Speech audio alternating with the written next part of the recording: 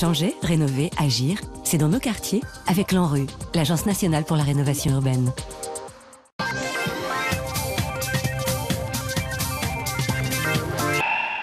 Bienvenue dans nos quartiers. Notre invité, l'acteur, scénariste, réalisateur, producteur, désormais romancier, Hafid Good est redevenu donc Hafid Aboulaïan, retour au nom originel. Bonjour. Bonjour, merci de me recevoir. Je vous en prie, c'est un plaisir. Alors vous publiez donc chez Plon votre premier roman, 31 février, un livre avant le film.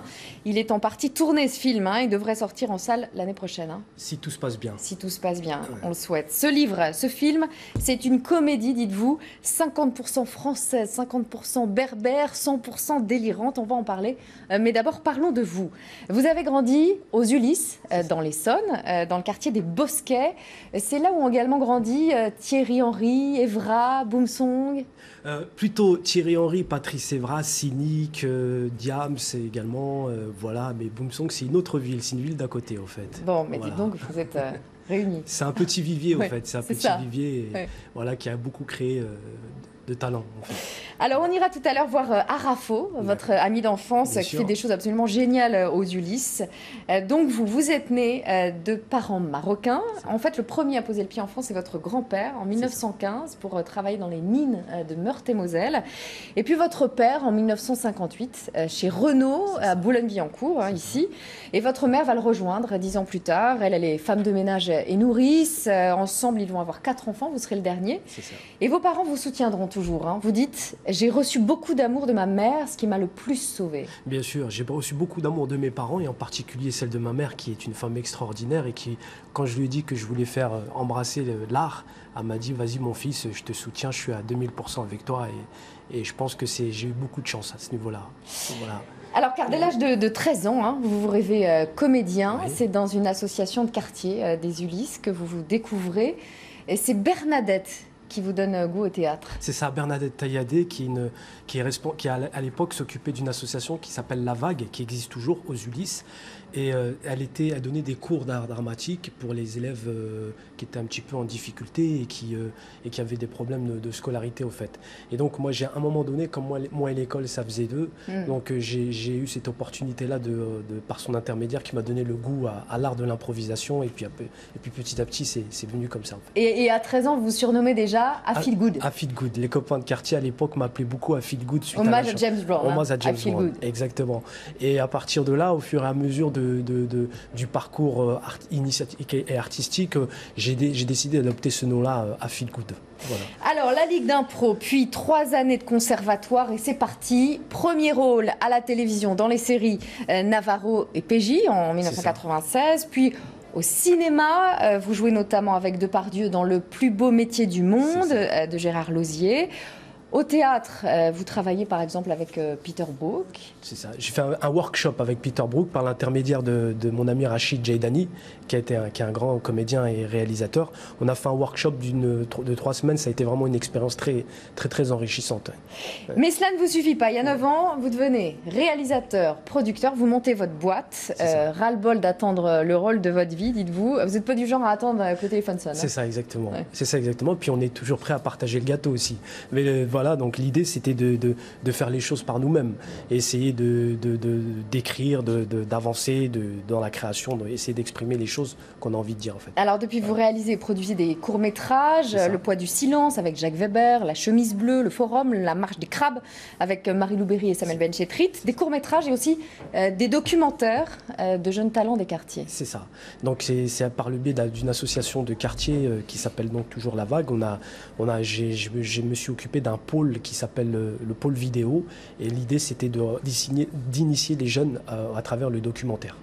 Voilà. Et aujourd'hui, vous publiez chez Plon 31 février. Alors l'histoire, Samy, Fabrice et Souleymane sont des trentenaires rêveurs, un trio de pieds nickelés qui un jour décident de partir à Agadir. Ils veulent se lancer dans l'immobilier. C'est ça. Donc c'est Samy, Souleymane et Fabrice, dont le personnage principal qui est Samy, d'origine franco-marocaine, de père marocain. Un peu comme vous. Voilà, de père marocain et de mère française.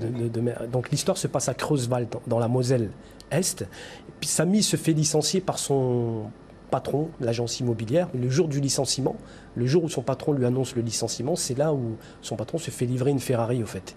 Donc il décide du jour au lendemain de pouvoir tenter sa chance au Maroc et il va lui piquer sa clé USB avec tous les fichiers clients qu'il a à l'international, et il décide de partir à Agadir au Maroc, qui est un boom économique dans l'immobilier, dans tous les secteurs d'activité, et c'est là qu'ils vont entamer des affaires, et c'est une histoire tout à fait rocambolesque. Oui, alors ils vont de mauvaises rencontres en arnaque, du bijoutier scrupuleux au légionnaire complètement timbré, en passant par cet émir qui leur signe un chèque daté au 31 février. C'est ça exactement. Après, tout est dans l'intrigue de l'histoire, c'est pour ça que c'est très intéressant de pouvoir le lire. Et alors vous dites Samy, Fabrice et Souleymane, ils ressemblent, et c'est vrai, à des milliers de jeunes qui sont un peu au bord de la route et tentent de se frayer un chemin. Tout à fait. Donc ils sont à la croisée des chemins, ils sont dans leur époque, parce que c'est une histoire qui témoigne d'une époque, de notre époque actuelle, où tout le monde cherche sa place. Et pourquoi le Maroc? Pourquoi ils décident de partir au Maroc? C'est parce que c'est plus pour le boom économique et mieux revenir. Voilà, donc c'est tenter une expérience humaine. Il y a une très belle image, notamment, et c'est votre histoire, hein. Les parents ont joué au tiercé. Et eux, les enfants, ils sont sur le cheval. Voilà, il y a une phrase du personnage de Samy qui dit qui dit à son père, ta génération joue au tiercé, nous on est à cheval.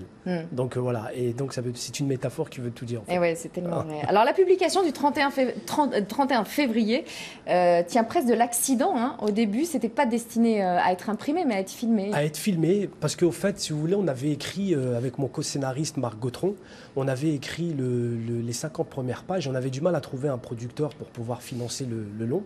Et puis il se trouve au hasard d'une rencontre avec une grande dame qui travaille chez Plon, qui est Muriel Beyer, que je remercie d'ailleurs, et qui nous a donné qui a lu le projet, qui a beaucoup aimé, qui nous a proposé d'en faire un roman. Alors ce qu'on voit là, c'est qu'effectivement le film est en partie tourné et doit donc sortir en salle dans un an. Et en avant-première, vous nous offrez un extrait. C'est ça. Extrait.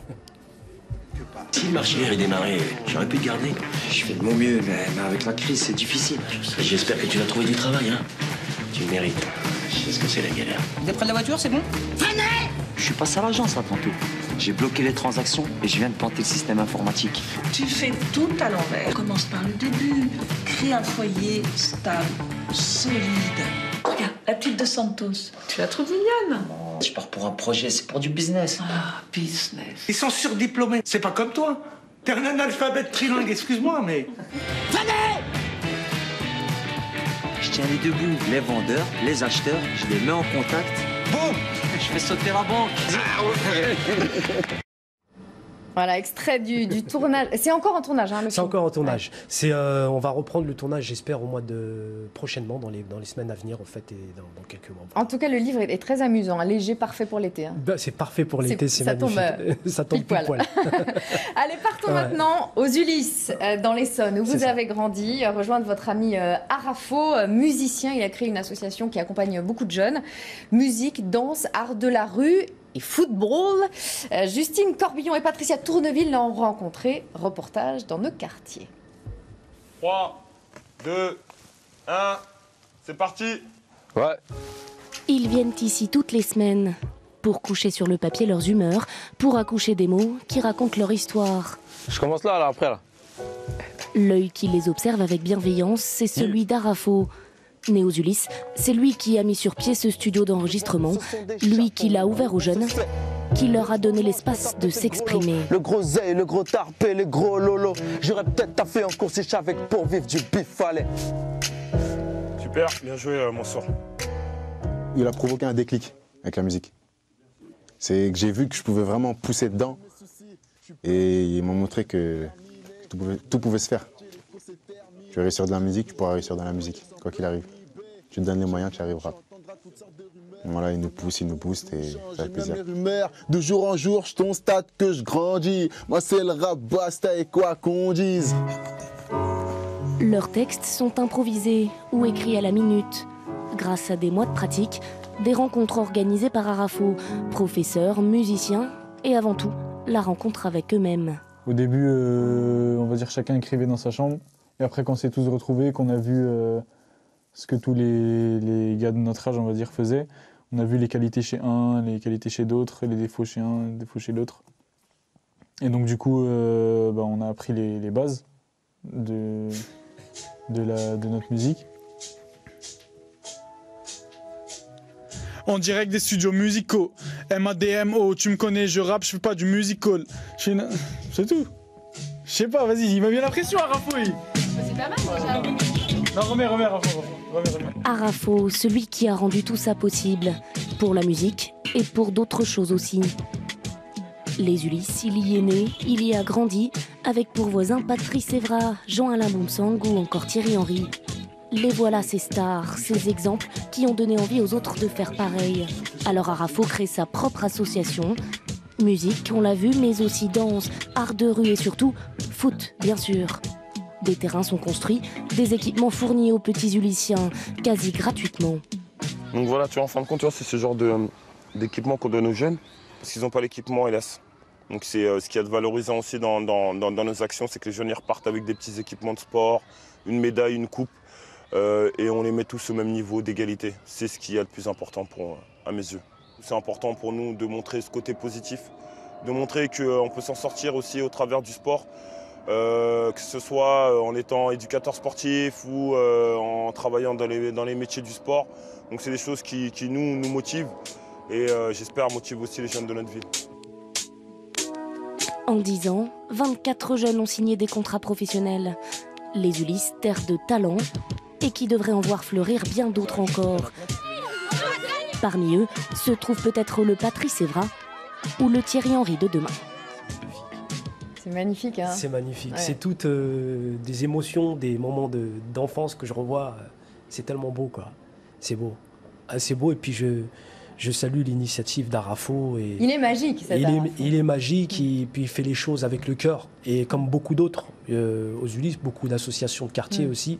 Et malheureusement, il faut les encourager davantage, les associations, parce qu'ils font un travail magnifique. Vous avez les larmes aux yeux en voyant ça. C'est quoi? C'est des souvenirs d'enfance ou c'est de voir aussi tout ce qui se fait? Ouais, c'est de voir tout ce qui se fait, puis suivre de manière indirectement les parcours des uns des autres, quoi. Parce que bon, la vie a fait que chacun a pris son chemin, et quand on voit que certains arrivent à s'en sortir du mieux que voilà, donc ça donne un peu d'émotion, quoi.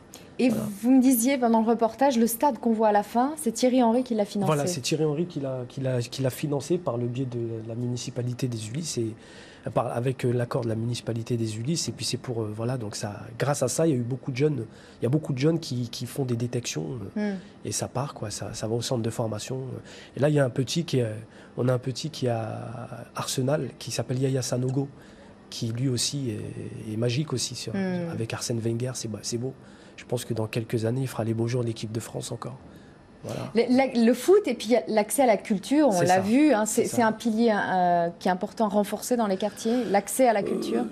La culture, c'est un peu, par exemple, l'exemple aux Ulysses, c'est la musique et le sport. Mais le théâtre, ça c'est un petit peu mis de côté, on a un petit peu mis de côté les choses. C'est pour ça que j'étais obligé de partir sur Paris à un moment donné, parce que voilà, à un moment donné, il n'y avait plus les compagnies théâtrales adéquates auxquelles je pouvais m'exprimer.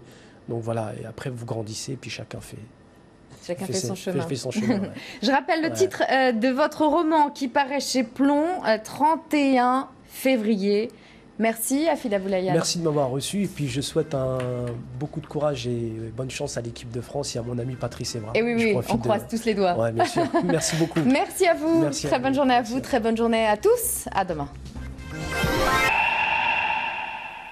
Changer, rénover, agir, c'est dans nos quartiers avec l'ANRU, l'Agence nationale pour la rénovation urbaine.